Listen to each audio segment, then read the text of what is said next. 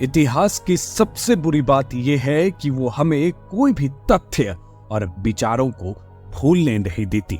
ऐसे में हमें अपने भी इतिहास को पलटना जरूरी हो जाता है जब हम आजादी के अमृत काल में प्रवेश कर चुके हैं। 1947 में हमें आजादी मिली तो देश की जनता के मन में सिर्फ एक चीज की लालसा थी, वो है लोकतंत्र। आजादी के बाद हमें संविधान के उन तमाम जटिल आर्टिकल और शेड्यूल को समझा दिया गया, लेकिन हमें लोकतंत्र के बारे में समझाना हमारे पूर्वज भूल गए। और ऐसे में यह सवाल लोकसभा चुनाव से पहले अहम हो जाता है कि हम जनता सिर्फ वोट गिराने मात्र तक ही लोकतंत्र में शामिल हैं, क्योंकि मौजूदा सरकार में तो कितनी भी हड़ताल और धरना सही विषयों पर कर लीजिए, लेकिन सरकार के कानों पर जूं तक नहीं रेंगती। धारा 370 तो जम्मू कश्मीर से हटाकर मोदी सरकार ने तो वाहवाही लूट ली, लेकिन वही दूसरी ओर लद्दाख के बारे में शायद प्रधानमंत्री जी और गृह मंत्री सोचना भूल गए।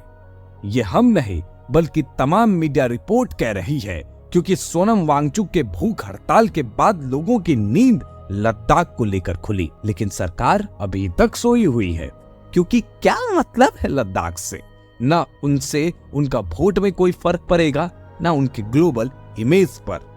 लेकिन ऐसा नहीं है मोदी जी, क्योंकि आप लद्दाख मुद्दे पर चुप रहे, आप मणिपुर मुद्दे पर चुप रहे और अपनी चुप्पी तोड़ी भी तो संसद सत्र शुरू होने से पहले। आप किसान आंदोलन पर चुप रहे और चौधरी चरण सिंह जी को भारत रत्न देकर खुद को किसान नेता साबित कर दिए। आपने सिर्फ चुप्पी तोड़ी तो संदेश खाली को लेकर, क्योंकि आपको बंगाल से ममता दीदी को गद्दी से हटाना है, इसलिए।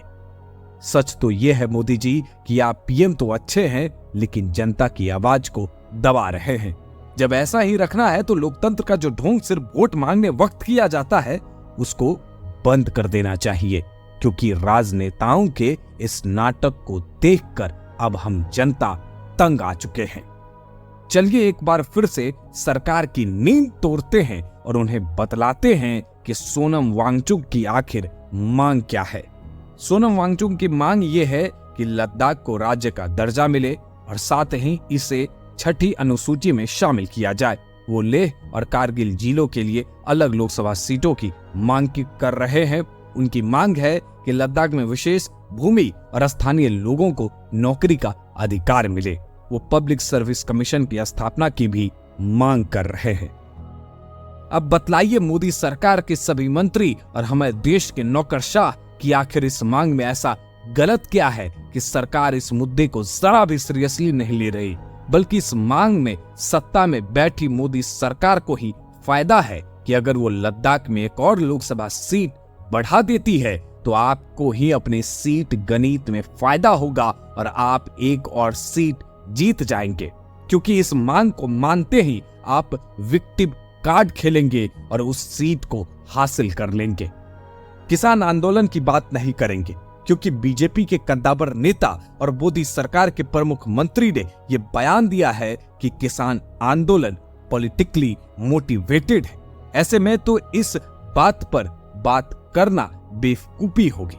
चलिए बीजेपी के नेता और मोदी जी को ये याद दिलाते हुए विदा लेता हूं कि आप अटल जी के विचारों को मानते हैं तो उनके कथन को फिर से याद कर ले, जो उन्होंने सदन में लोकतंत्र को लेकर कहा था। सत्ता का खेल तो चलेगा, सरकारें आएंगी जाएंगी, पार्टियां बनेगी बिगड़ेंगी, मगर ये देश रहना चाहिए, इस देश का लोकतंत्र अमर रहना चाहिए।